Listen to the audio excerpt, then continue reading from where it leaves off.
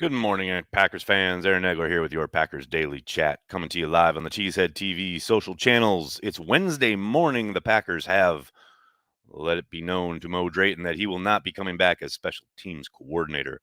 Nothing official from the team yet, no announcement, but that is the reporting from Tom Silverstein and others that Mo Drayton out the door. And obviously, not a surprise given the debacle that was special teams, not only all year long, but specifically and especially in the playoff game loss to the 49ers.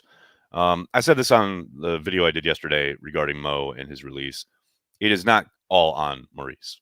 I think everyone involved knows that. I think most fans, if they really kind of step back from it, probably understand that. But as I've been saying for the last week or so, not a surprise. Definitely somebody had to swing. They need a complete overhaul of special teams, not just the coordinator, but not just bringing in new ideas as far as you know the playbook for special teams and things like that, but a complete kind of transformation of how they view special teams um, across the franchise, across the entirety of football operations, be that personnel and how they select players, how they choose to utilize those players on the various special teams units. Everything has to be taken apart, dismantled, and rebuilt.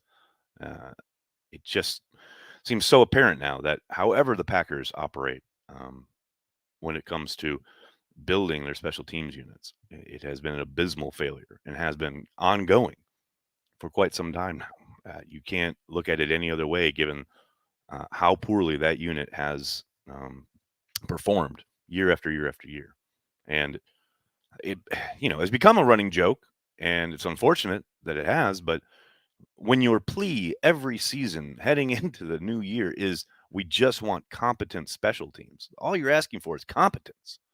Not asking for dynamic playmaking, just competence. When that is your rallying cry, you know you've got an issue. And the Packers certainly have one. I do not doubt for a moment that Matt LaFleur and Brian Gutekunst, among others, will be meeting and gathering and doing lots of breakdowns and lots of statistical breakdowns, analytical breakdowns, things like that. Um, but however they move forward, everything, their process, their practice schedule, everything has to be looked at and probably possibly changed.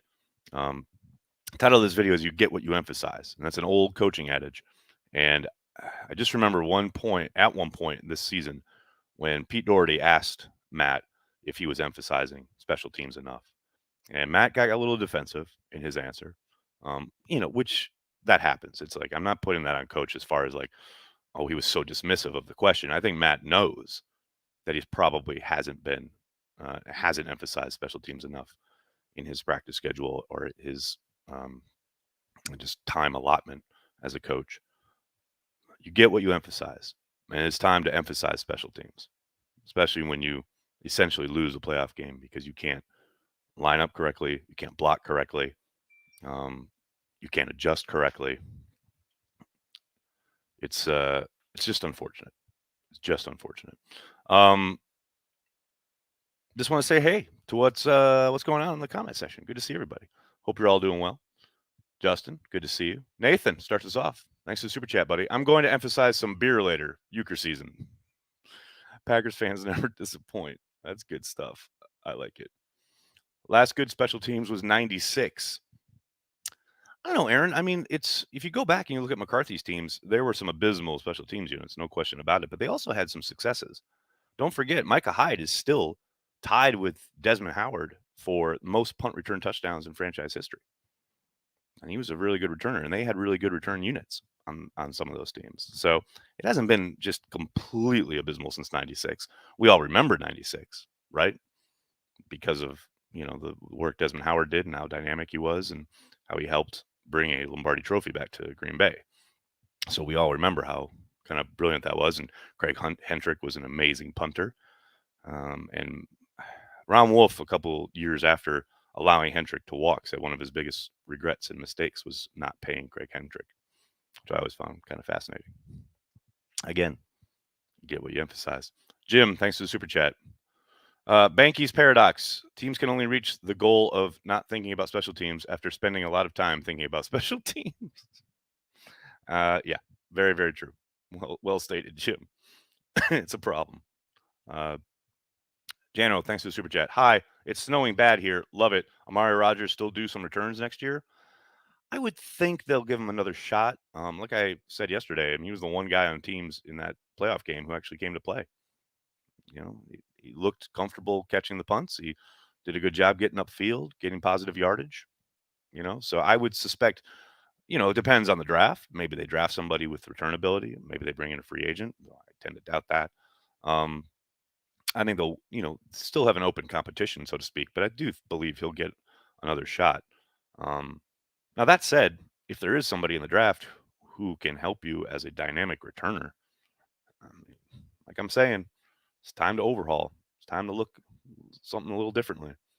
You know, not that Amari, I don't think can't do it. He had a rough outing. Oh yeah, rough couple outings this year, no doubt about it. But um, I suspect they'll probably allow him to compete for it. But we'll see what the roster looks like. Ben, dude, you can take a break. I'll take a break after the draft probably. Man, there's always something to talk about with the Packers, man. It's all good. It's what I do. Landon, thanks for the super chat. Stop promoting from within. Nothing has changed in the past decade. Well, Menengo wasn't a promotion from within. He was hired outside. But I hear you, man.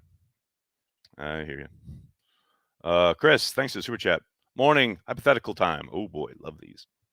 Rodgers leaves. Jordan Love plays so bad we don't pick up his fifth-year option. So what is our course of action at QB then? Probably finding another QB. Probably drafting one this year. If Rodgers leaves, I would suspect they would not only draft one, probably bring in a veteran backup for Jordan. But I'll tell you what, you don't wait until you get to that moment to look for a quarterback, because the worst time to look for a quarterback is when you need one. The best time to look for a quarterback is when you don't need one. 1,000%. Nuclear Family, thanks for the super chat. Not Packers, but two teams who were tanking, hired black coaches to be their scapegoats, Flores and Culley, for that third-round pick. Am I wrong? I don't think you're wrong at all. I'll tell you what, man, that Flores lawsuit is a bombshell. He's got receipts. It is going to get ugly, not only for the NFL, but for these teams. Sounds like the Browns are now mixed up in it too. Hugh Jackson intimating yesterday that he was paid bonus money to lose games in Cleveland. I think this shit is going to get ugly. I know Flores was on television this morning talking about it. That Bill Belichick exchange with the texts is pretty damning, and I think there are lots of kind of nuggets if you read through the complaint. Whew, baby, it is going to get dark and ugly with this thing. And hey, it's nothing that coaches, players haven't talked about and known about for a long time. And this is on ownership, and these guys have been pretty untouchable, throughout their tenures as NFL owners. I have little doubt that there will be, a lot said and written about the need for change, etc. But ultimately, they're the people that have to change. They're the people that have to be reached. And when you live in sequestered mansions and are surrounded by sycophants who give you yes, ma'am, what's up, yes, all the time, you're not going to hear outside viewpoints. You're not going to hear anything regarding, positive impact a person of color as your head coach may bring to your community and your franchise. You've already got you're already predisposed to think what you think, believe what you believe, and your mind is not getting changed, not from anywhere within your inner circle. I mean, Dan Snyder's on his yacht with his IMAX theater on his yacht. He's living that kind of life. Who is he? Who's reaching him? Who's reaching Stephen Ross to show him the difficulties that African American coaches have had trying to advance in the NFL? And then when he finally hires one and he tries to get him to tank, It says a lot. There's a lot there. There's a lot to unpack. And like I said, I think it's going to get, we have, this is just the beginning. I think there's going to be a lot more to this as the days and weeks unfold here. Packdat, thanks for the super chat. Shout out to Maggie. Really enjoyed your convo with her. Would we still be able to hire Brian Johnson as a QB coach since we could no longer offer him the passing game coordinator title? I think they could, but it is a lateral move, or it would be. I think they could try, but it's going to be difficult for them to entice him, I would suspect. And because of the changes in the rules, I know teams can't block you if you are going up the ladder, so to speak. Like a passing game coordinator interviewing for an OC job cannot be blocked. I'm not sure anymore about a lateral move. I think they still can, but I'm not entirely sure. I'd have to look. But I know they're interested. He's a young up-and-comer, so to speak, on the Eagles staff, and he's highly regarded throughout the league. That I know. When was the last time we blocked a punt? I want to say it was Josh Jackson against the Vikings back in, was it 2019? Was it 2018? Was it Matt's first year or Mike's last year? It's pretty recent. That's the most recent one that I remember. Maybe we've done it since then, but I remember Josh Jackson getting one against the Vikings. It was in Lambeau. They were down on the deep in their own end, and we blocked it, and it was a touchdown for the Packers. What else we got? Samuel, thanks for the super chat. Thoughts on Rich? Don't even know. I'm not familiar with that name. Sorry, Samuel.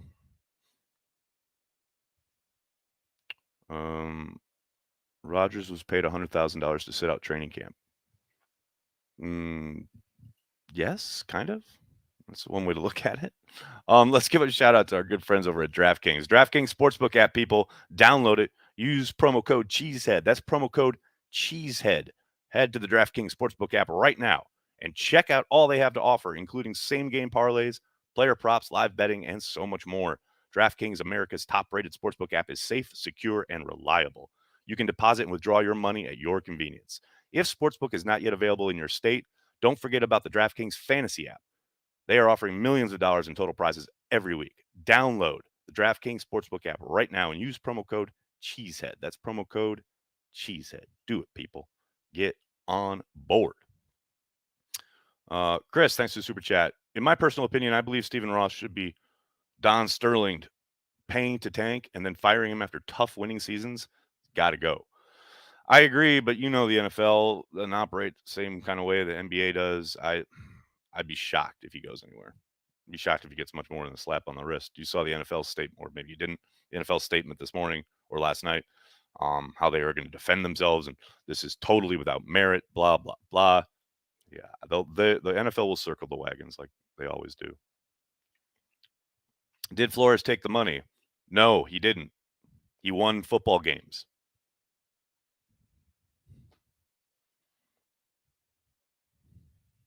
That was it, Brian. Thanks. Punt blocked by Geronimo, score by Jackson. That was it. I knew Jackson was involved. Jeff Ness, thanks for the super chat. Any team caught tanking should forfeit a year of draft picks. I mean, yeah, I think so.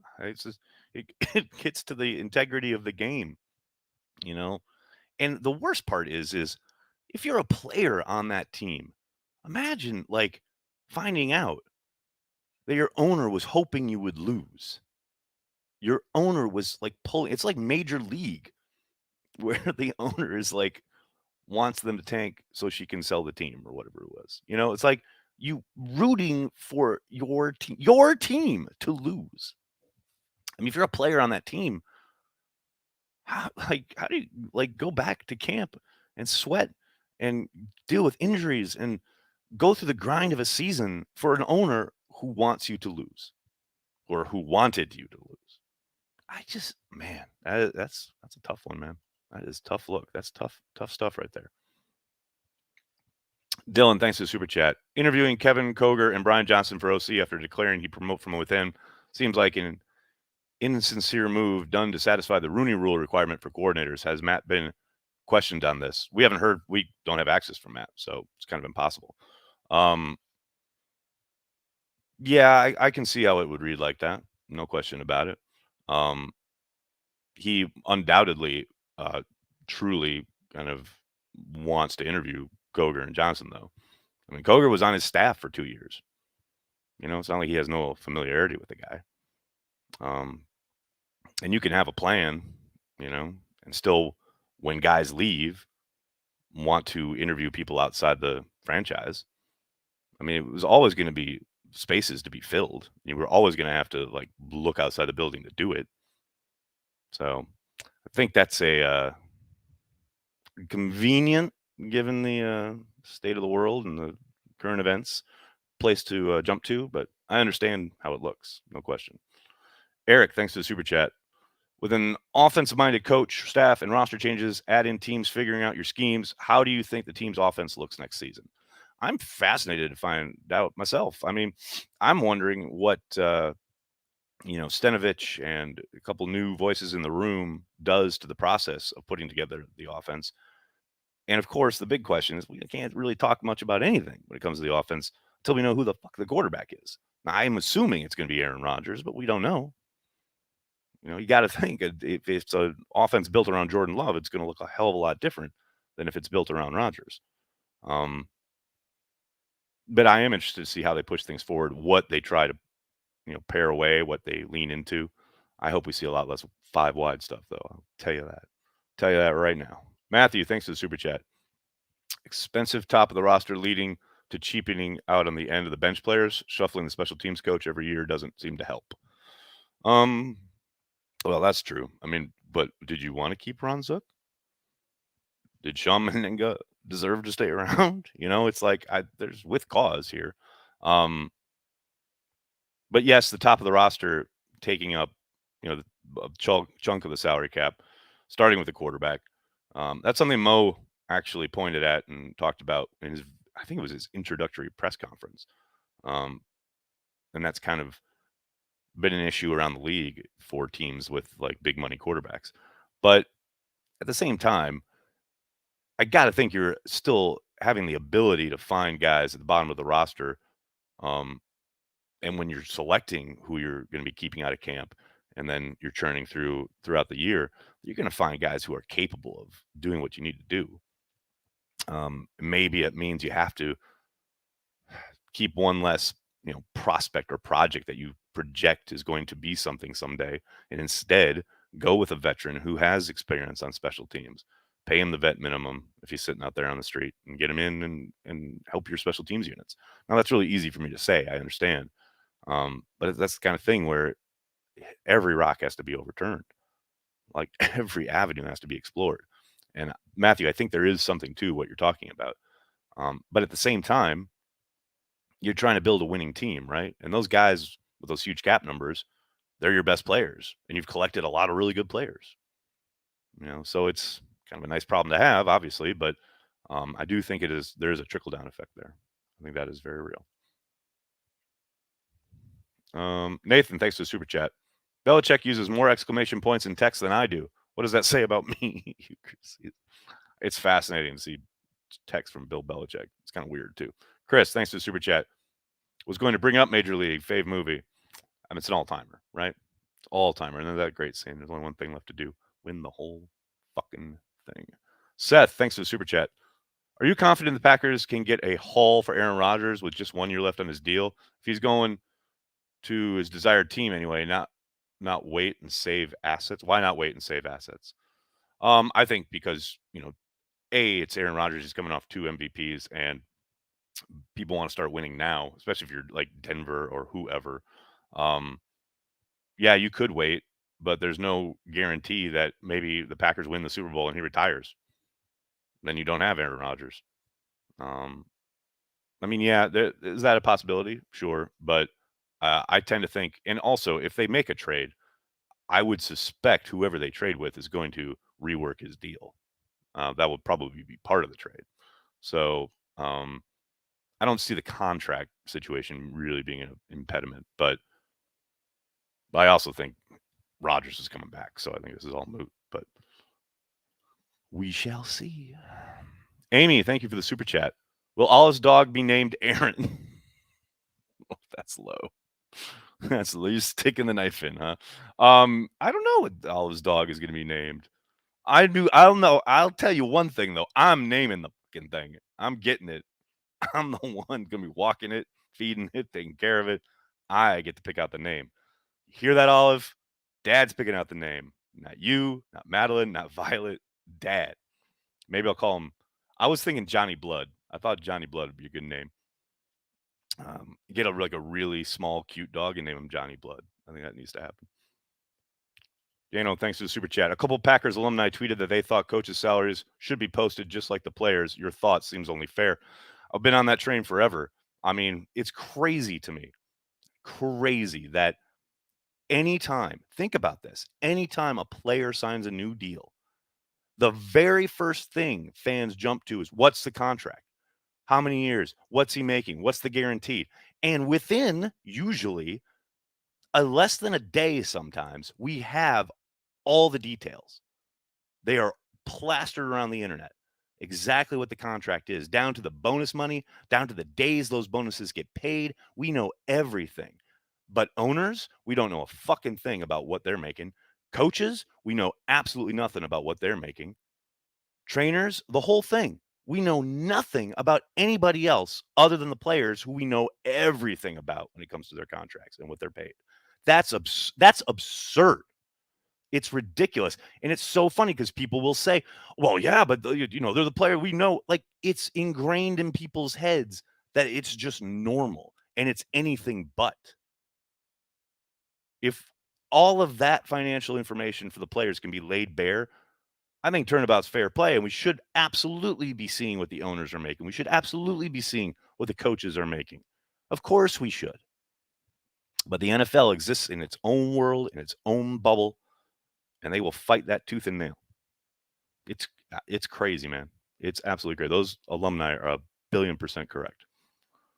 Chris, thanks for the super chat. What made you change the tides? What made you change the tides on if Rodgers stays? Chris, I'm really confused on the English there. Don't know what you're asking. Yeah, not quite sure. Trainers don't get paid enough, trust me. Oh, I know. Yeah, no question about it. All right, I'm gonna have to get going, guys. I can't thank you enough for hanging out, talking Packers each and every day, Monday through Friday, right here on the Cheesehead TV social channels. Please do me a monster favor. Hit like on the video, subscribe to the channel, and then tell your friends and tell your family. Cheesehead TV, we are devoted to Green Bay Packers fans worldwide.